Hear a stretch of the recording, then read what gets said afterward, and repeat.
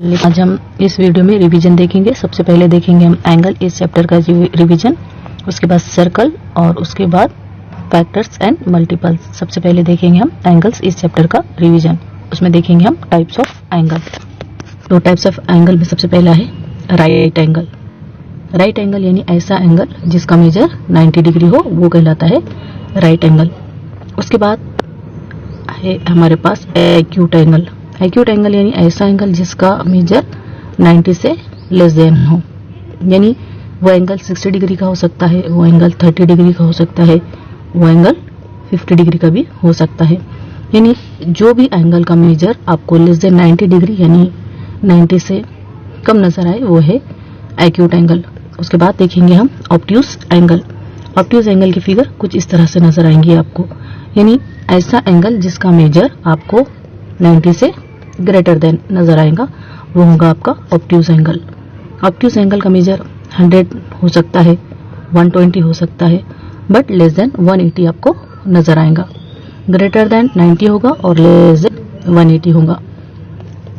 जो right angle है उसकी जो फिगर है आपको इस तरह से नजर आएंगी, यानी ये कॉर्नर बनता हुआ नजर आएगा। लेकिन जब एंगल एक्यूट होगा तो ये जो आपको रे है कुछ इस तरह से झुकती हुई नजर आएंगी, यानी कि एंगल 90 से लेस देन होगा तो ये डिस्टेंस इस तरह से आपको नजर आएगा। और ठीक उसी तरह से जब एंगल ऑब्ट्यूज होगा तो ये जो आपको रे नजर आ रही है वो कुछ इस तरह से झुकती हुई नजर आएंगी, यानी ये जो एंगल है आपको इस तरह से नजर आएगा, तो ये हो जाएगा आपका ऑब्ट्यूज एंगल। तो इसके ऊपर जो आपको ऑब्जेक्टिव टाइप क्वेश्चन पूछे जा सकते हैं, उसमें आपको या तो फिगर दे दी जाएंगी और पूछा जाएगा कि ये किस टाइप का एंगल है, तो आपको वहां पर उसके मेजर के हिसाब से जो फिगर का इंडिकेशन होगा उस हिसाब से आपको डिसाइड करना होगा कि वो राइट एंगल है, एक्यूट एंगल है या ऑब्ट्यूज एंगल है। चलिए अब देखते हैं हम एंगल के आर्म्स और किस तरह से एंगल का नाम लिखा जाता है। आपको कुछ इस तरह से फिगर दे दी जाएंगी। यहाँ पर आपको क्वेश्चन पूछा जा सकता है right the name of the angle, यानी एंगल का नाम लिखिए। कोई भी फिगर हो सकती है। तो यहाँ पर हम जब डायग्राम को देखकर या एंगल को देखकर नाम लिखेंगे तो किस तरह से लिखेंगे, तो जो मेन एंगल होता है वो तो हम लिखेंगे सेंटर पे। तो जब हम एंगल लिखेंगे तो किस तरह से लिखेंगे, पी क्यू आर, इस तरह से लिखेंगे पी क्यू और आर। इसी डायग्राम में अगर हमें आर्म्स लिखना है तो यहाँ पर जो आर्म्स है इस फिगर में वो है एक पी क्यू और एक है क्यू आर, यानी ये क्यू पी और क्यू आर, ये दो आर्म्स है। उसी तरह से हम इस फिगर की बात करें तो यहाँ पर आर्म है एन एम और एल एम। तो ऑब्जेक्टिव टाइप क्वेश्चन में भी आपको इस तरह से क्वेश्चन पूछा जा सकता है कि right the name of the angle, तो आपको एंगल का नाम लिखना है, यानी जो मेन एंगल है उसको आपको सेंटर पे लिखना है। उसके अलावा आपको आर्म्स ऑफ एंगल के बारे में भी क्वेश्चन पूछा जा सकता है। उसके अलावा आपको डायग्राम देकर उसके वर्टेक्स से रिलेटेड क्वेश्चन पूछा जा सकता है। तो इस डायग्राम में वर्टेक्स कौन सा है, क्यू, जहां से दो रेज निकल रही है वही होता है वर्टेक्स। तो इस फिगर में है क्यू वर्टेक्स, इस फिगर में है एम और इस फिगर में है यू। चलिए अब देखते हैं रिवीजन सर्कल इस चैप्टर से।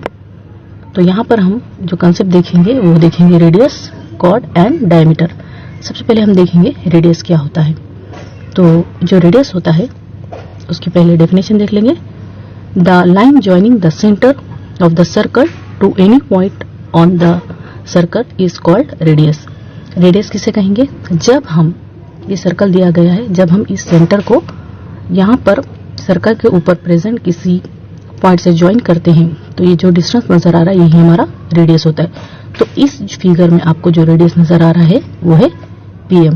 तो आपको क्वेश्चन किस तरह से पूछा जा सकता है ऑब्जेक्टिव टाइप में, या तो इसे फिल इन द ब्लैंक्स का फॉर्म में पूछा जा सकता है, या फिर आपको फिगर देकर उसके ऊपर क्वेश्चन पूछा जा सकता है। तो the line joining the centre of the circle to any point on the circle is called radius.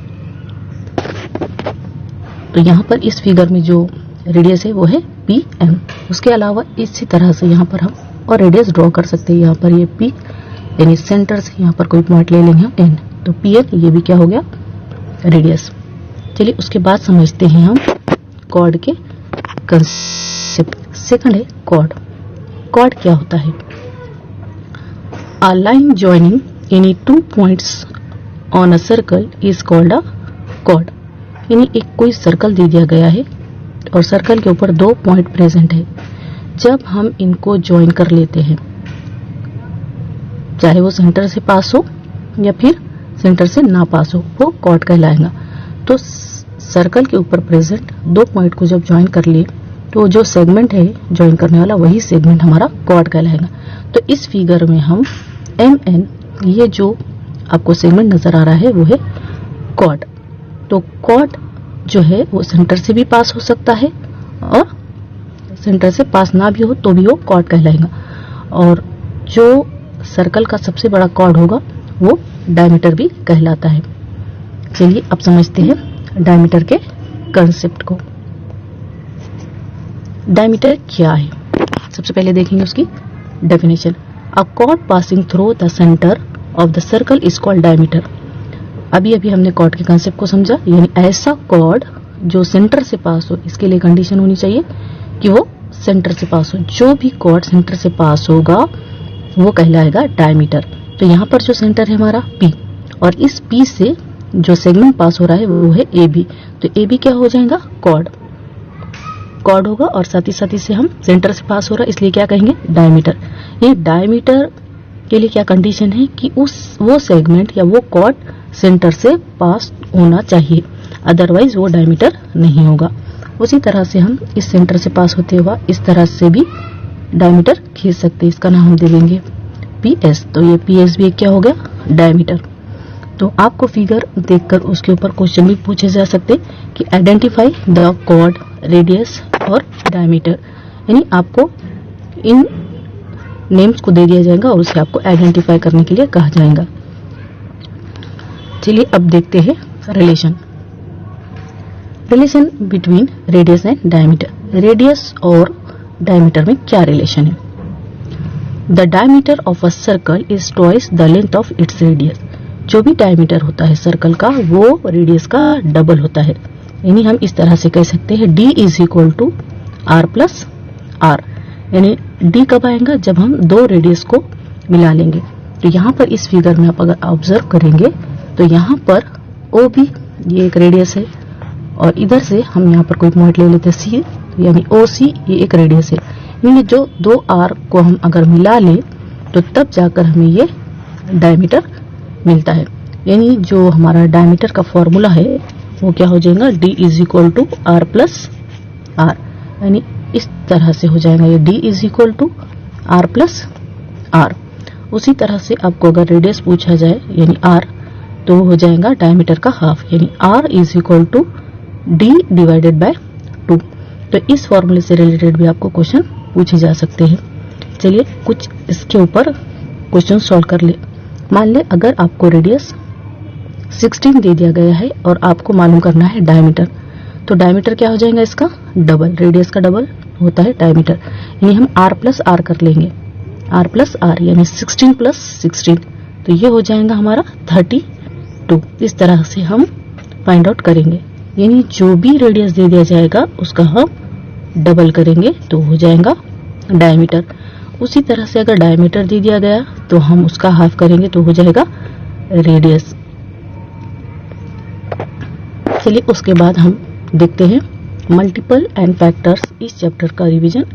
तो यहाँ पर आपको इस चैप्टर से डिविजिबिलिटी रूल के ऊपर डिपेंड क्वेश्चन पूछे जा सकते हैं। अब सबसे पहले देखते हैं हम टेस्ट फॉर 2, यानी 2 से कौन से नंबर डिवाइड होंगे। तो ये 2 से वो नंबर डिवाइड होंगे जिसके यूनिट प्लेस पर आपको 0, 2, 4, 6 या 8 इनमें से कोई भी नंबर नजर आए तो वो नंबर हमारा 2 से डिविजिबल रहेगा। फॉर एग्जाम्पल आपको नंबर दिया जा सकता है कुछ इस तरह से 217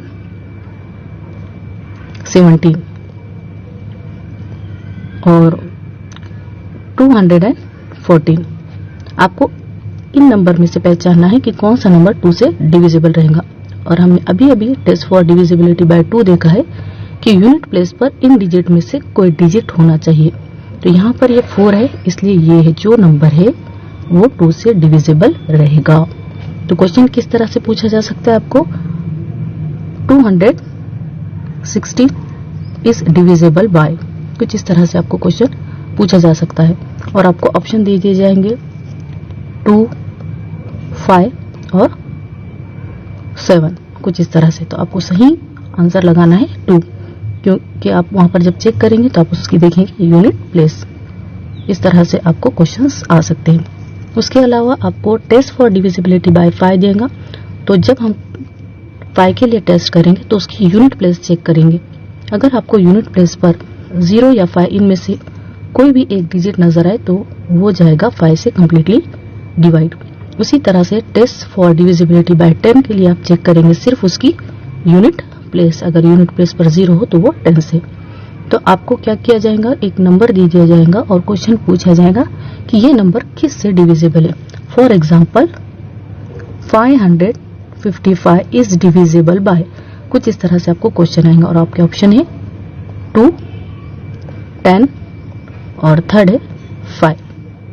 तो 5 की आपको प्रॉपर्टी पता है कि यूनिट प्लेस पर अगर 5 हो तो वो 5 से डिविजिबल रहेगा। तो हम इसकी यूनिट प्लेस देखेंगे, यहाँ पर 5 है, इसका मीनिंग है ये 555 5 से डिविजिबल। तो करेक्ट आंसर होगा 5। इस तरह से आपको रूल के हिसाब से चेक करना है कि वो नंबर किससे डिवाइड रहेगा। चलिए कुछ डेफिनेशन या स्टेटमेंट देख लेते हैं, उससे रिलेटेड भी आपको क्वेश्चन पूछे जा सकते हैं। तो सबसे पहला है a number which has only factor 1 and the number itself called a prime number. अब प्राइम नंबर की डेफिनेशन है ये कि प्राइम नंबर किसे कहते हैं, जिसके सिर्फ 2 फैक्टर हो, एक तो 1 हो और एक वो इटसेल्फ नंबर हो। फॉर एग्जाम्पल आपको कोई नंबर दे दिया जाएगा और पूछा जाएगा कि इनमें से कौन सा नंबर प्राइम नंबर है।